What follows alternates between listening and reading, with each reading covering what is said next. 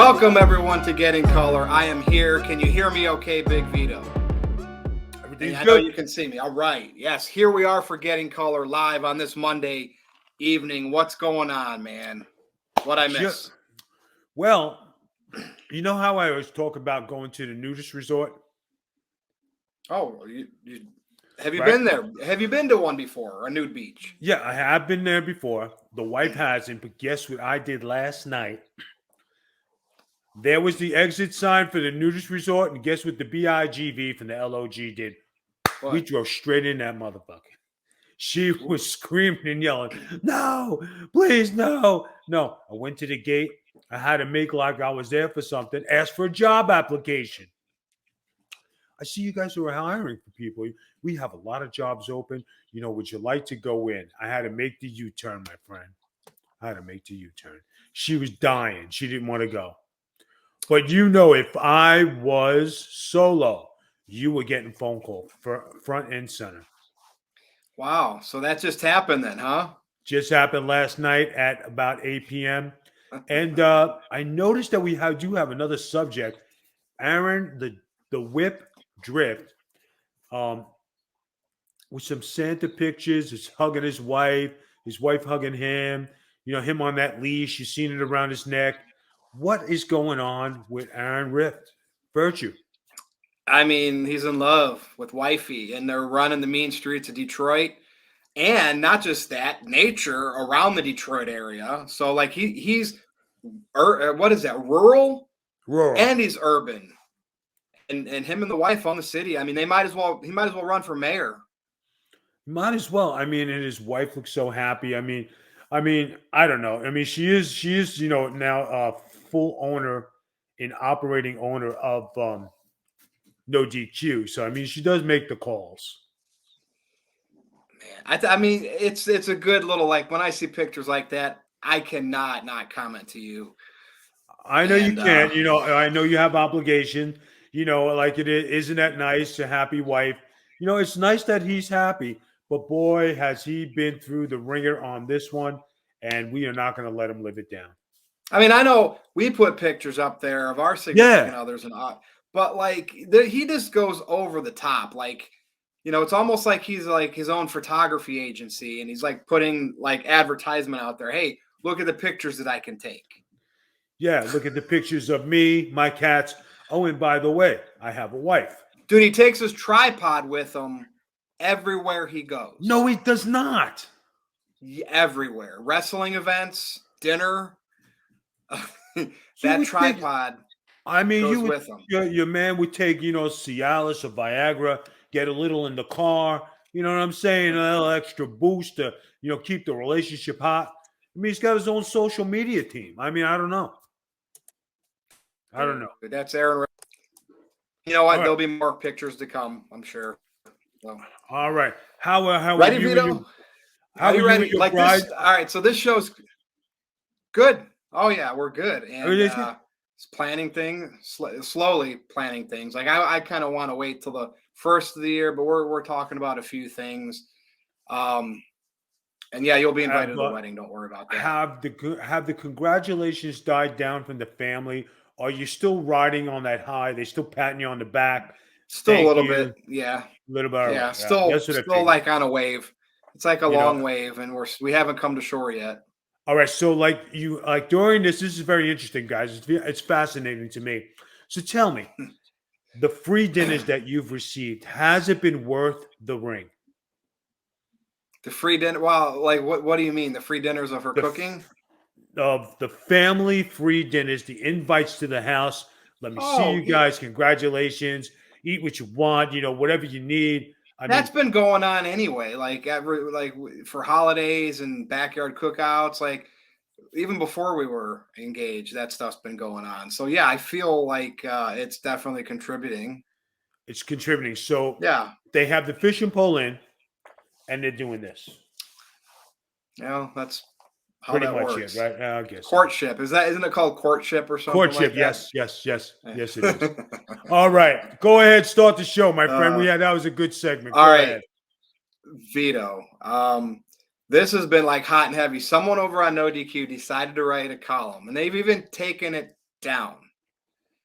And basically, the gist of it, he wants to kind of be left alone with this controversy, so I won't mention his pen name here. But Okay. the gist of his column was, and I agreed with him, we are sick of seeing overabundance of eyelashes and makeup on these female wrestlers. Now, let's in the history of wrestling, like I went back and found pictures of Lita, of Sable, of Sunny, and the women would always wear makeup, The but Nitro girls. The it Nitro wasn't girls. ridiculous makeup. Now, Right. I also am giving a pass to if it's enhancing your get, like some females wore paint, right? That's part of the wrestling gimmick, or they did make to National Sherry, Luna Vachon, makeup tattoos, Asuka, whatever. If it enhances your gimmick, we're okay with it. I think what we're questioning is those extra thick eyelashes, the extra dark eyeshadow. Vito, women can wear makeup, but why are they ordering some of this makeup by the truckloads? And we're male chauvinistic or sexist pigs for basically saying, women, you're beautiful, wear makeup, but you don't have to go overboard. Now, you wore a dress as a male on television, okay? Yes. And you worked in the business. Please tell me what your thought is here. Like, makeup is fine, but like these girls are making themselves like clowns, in my Okay. opinion, and other people's opinion. But we're getting a lot of heat for that. Let's put it like this. I'll use Playboy magazine, right? It's the Glam Team. It's the Glam Team. All right. Playboy magazine. Now, I had the privilege of working with some of the finest looking ladies in professional wrestling during the Playboy era, right? And watching them take care of themselves and doing certain things, teeth whitening, skin caring, skin cleansing, body scrubs, that comes with the package. This is what you have to do to have that look, right? And when it came my time to be in Playgirl magazine, I went to them to say, hey, I want to look as beautiful as you do, and I want that look. What do I have to do this? And they gave me the ABCDs of what it was.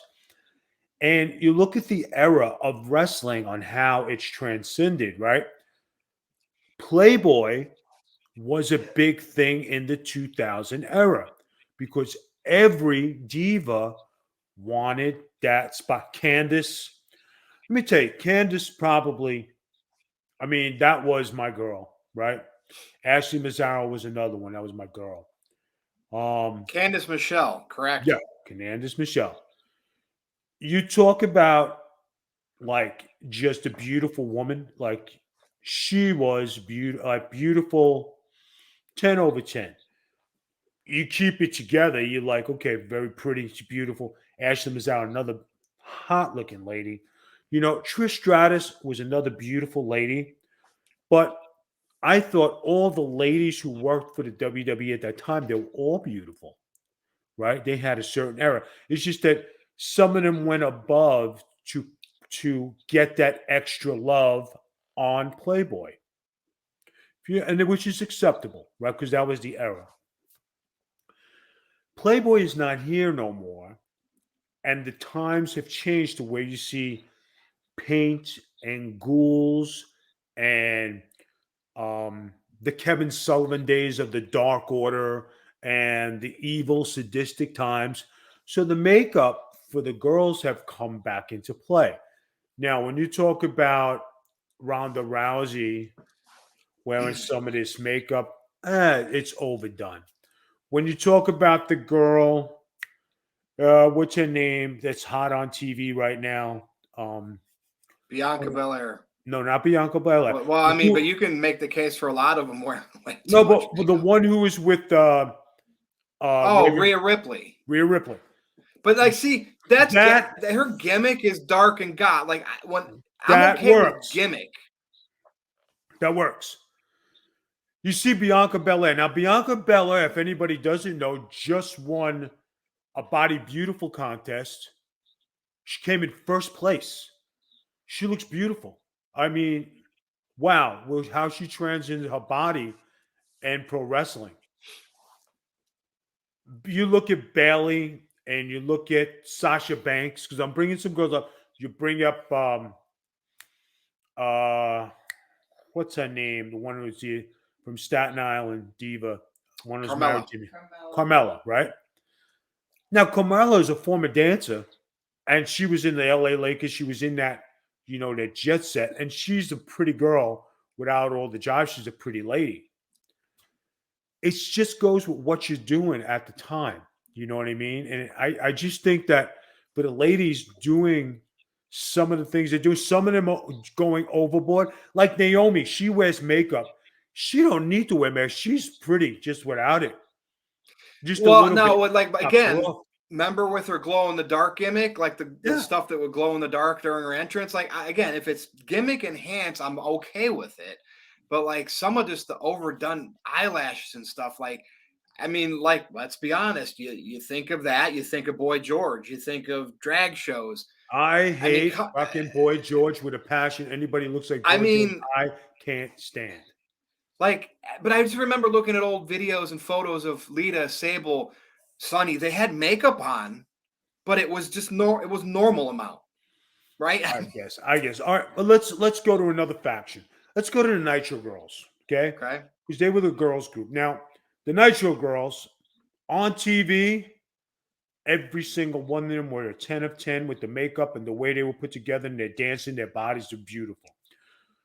I had the privilege, I guess it's a privilege, seeing them without makeup.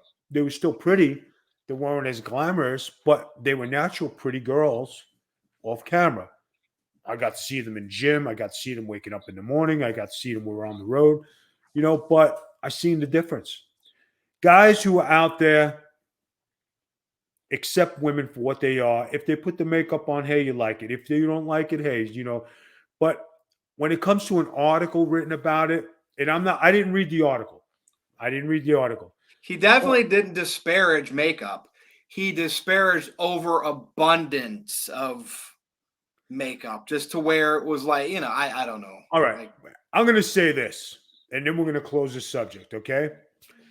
If you're looking to get a piece of ass and you wrote that article, women are going to look at you like, I ain't giving you shit because you don't like women who make up. Like you just put a dagger, you put a mark on your back as far as how women look at you. If you don't like something, keep your opinion to yourself. If you say, hey, all women are beautiful, which I think they are, every woman has some sexiness to them, right? So you just keep it to yourself. It might not be your cup of tea, but to some men, it's beautiful. To some men, it's not attractive. For me personally, and this is like you'll laugh. You might not have to be the best looking chick in the room, but if you're smart, if you are funny, you're smart, intelligent, I'll hang out with you. I've been in a room and had beautiful women. I'm talking 10 of 10s. Gaga over me. Vito, check out that girl over there. I'll go over, I'll make my play. They are dumb as a stump. I walk away. I can't stand not intelligent women. yep. My take. And Noel was asking if we would talk about the men this way. Well, I mean, like let's see. Adrian Adonis, it was part of his gimmick. Johnny B. Bad, it was part of his gimmick. Like you didn't see them coming out with like they did just enough for that gimmick, but they, as Exactly. men, he didn't have fake eyelashes that came 20 feet out and whatnot. Here's the problem though. Again, it's all fine and dandy, Vito, but when they all have like the same, there's no differentiating. Like, Right. you know what I mean? They all start looking like the same face. I think that's where it becomes a problem. These women are talented, and I wish they would just get together and huddle up and I'm gonna find some counteract. uniqueness. Go ahead. I'm gonna counteract on that. Okay. If you could say that about the women, doesn't everybody in the male category have the same cookie cutter body and everybody looks the same? Well, Just yeah, about. that's why they need to have their gimmicks. Like, but I think But their just bodies having are all extra the because there's a same. glam team. Because there's a glam team in WWE, having extra makeup on every one of the women and overdoing it like, again, if you're sensational Sherry and you're coming out as the Macho Man's valet, do it. Like, put it, like, you know what I mean? I just don't. I think it takes the importance away, and it just puts them all together. Like, and again, females are just like against it. Like, well, they should be able to go out and do what they want. We never said they can't wear makeup, but like the overabundance of it, I don't know what the misinterpretation is here. The overabundance of it is tacky. I mean, I get you. I'll give a perfect example for the people here, right? And I'm going to say, I'm going to use okay, myself, okay? and then we can move on. We'll move on. Yeah. Big Vito 2000 WCW. Yeah. When you see him come out with the hat and jacket, right? My body wasn't cookie cutter. I look like a tough motherfucker who's going to come out and I'm going to try and kick the shit out of you. That separated me from everybody else. When I sized up with people, I had the size. I might not have had the cuts and I didn't have the developed abs, but when you looked at me, I look like somebody who can kick the shit out of you. Okay? When you have Buff Bagwell and Lex Luger, Scott Steiner, Goldberg, I'd use those three. Mm-hmm. That's a different look. People, Sting to a certain extent at that point. When Sting came up, Flair in the early days. Arn Anderson never had a cookie cutter body, but Arn Anderson looked like a tough motherfucker. So it's how you perceive things. It's a like and dislike. For all those out there who are judging guys, sometimes it's better not to say nothing if you don't have nothing nice to say. Let's move on. And I'll give you the Breakfast Club. Like, there's always room for Molly Ringwalds with the lipstick on and the makeup. Definitely fine. But there's always room for the Ali Sheedys and the nerdy girls too that don't. Again, you want to differentiate yourself. Yeah. And I don't know. Like, I think what put me over the top with this the past couple of years is like just like the Rousey stuff. It's like, come on as your badass, tough ass self. And if you're doing a press conference before or after the event, you're in a dress, or you're at the Slammy Awards or WrestleMania Hall of Fame, okay, let's look pretty. I don't know. It's not. I think it's certain females. It's hurting the gimmick to me, and that's why I'm agreeing with him. The overabundance just has to go, in my opinion. And if your opinion, okay. Oscar wears makeup, right? I'm fine with that because it's like part of that Japanese gimmick. It's part of her, right? Shayna Baszler doesn't need to wear makeup. She just looks like a tough chick. And she does come out with some eyeliner, some stuff on her face. And she don't need it. Right? And when you come out with these dark, who's the girl who just came back who wears the black up top, the black on the bottom? She was part of the 3-girl clique. Oh, I can't remember her Valkyrie's her new name, but Sarah Logan. Right, Sarah Logan. What's going on, Colin? Girl. How are you? Yeah, Sarah Logan. That's part of her gimmick. That's part of her gimmick, right? Yep. And she's a nice looking girl. Yep. She's not a bad looking lady. Well, anyway, you heard Vito's opinion. He wore a dress on TV as a man. So let's move on. Let's move on. We got to move on. All right, let's go. All right, here we go. William Regal. Is he going back to WWE working for Triple H? 100% William Regal is going back. He took a hiatus because he got fired by Vince out of spite. Now he's going to go back with probably even more power under Triple H. Now, these are rumors, right? But rumors. He gets there, and he's doing his thing, trying to preach to the younger wrestlers, before and after the shows. And it sounded like, and this was according to Brian Pillman Jr., sometimes there'd only be 3-4 guys out of that whole roster, just a handful of guys out there listening to William Regal. Why? Because all the other ones are entitled and they think they know the business. And why is William Regal leaving so abruptly to go back to WWE? Because at least the respect is there from the locker room to the veterans. That's what I'm getting out of this. What do you think? 100%. And when you talk about what you have to do with the WWE, it's mandatory. You watch the matches and sit at the monitor. Everybody from the A to the low to the Z. You go to the monitor and watch. Mandatory. I remember Vito at an indie show here in Cleveland. You were preaching about tag teams and all that stuff, and you had people that were listening, and then you had some that weren't. And it's like, wow, you got Big Vito, who was on national television.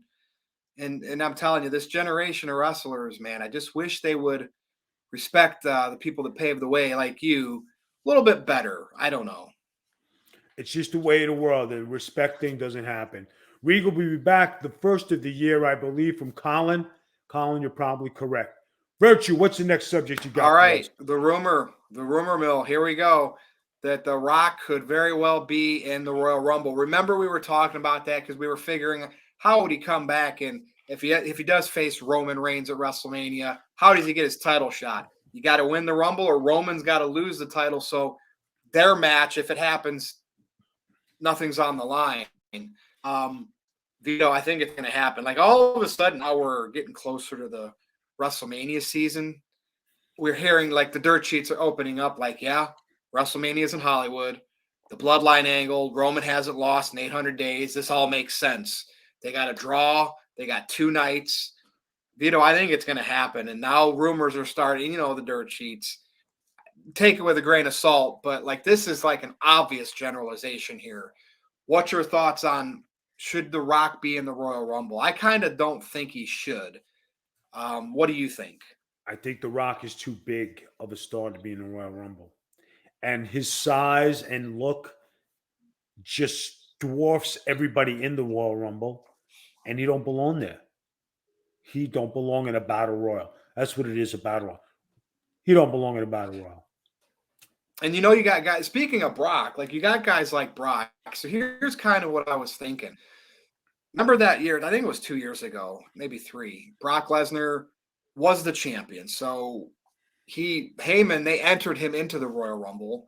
And Brock said if he wins, then he gets to pick his challenger for WrestleMania. His titles weren't on the line, but if he won the Royal Rumble, he could say who was facing him. Now, obviously, he didn't. Remember, that's when they had McIntyre come out and knock him out to try to push McIntyre. Right. Say they do that same scenario with Roman Reigns. Hey, Roman's in the Royal Rumble. If he wins it, he can call his challenger. I think that's perfect. Then he can be the one that says, hey, you know, I'm head of the table, but there's one guy out there. I feel like everybody says that he, you know, thinks that he's still bigger than me in this tribe. And that's when Roman, calls out The Rock. I think that would be brilliant. Any thoughts on that? If Dwayne Johnson is separating himself from Hollywood for a few months to do this, what do you think for that scenario? Well, Colin says, I like Virtue's idea of Roman entering and winning the Rumble, similar how Brock entered a few years back and calling out the champion. Well, if Roman is number 25, he definitely would be late, I think. Late in the drawing. And sure. The Rock is 30, there's your match.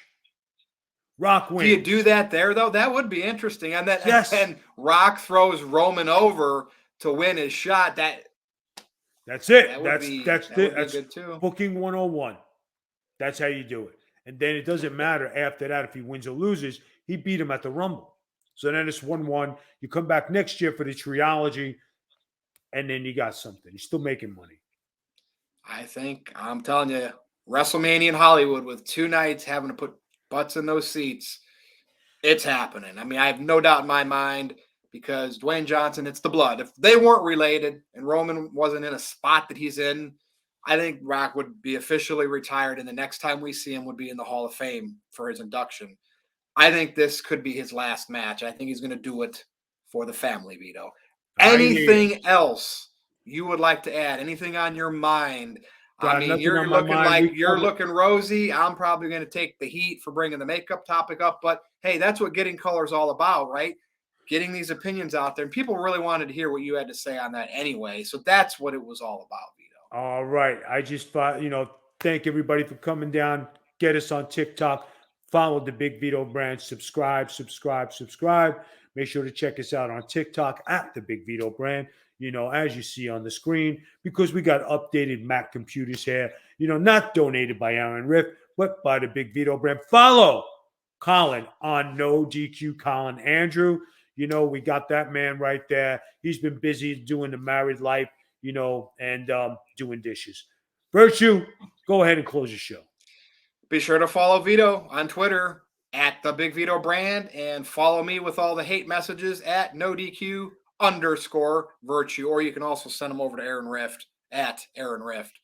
For Big Vito, I am Virtue. This has been Getting Color right here on the Big Vito brand. We will see you again next time. Peace out, peeps. Catch Vito and the Big V Mafia on Twitch, Monday and Thursday, 6:30 p.m. Eastern.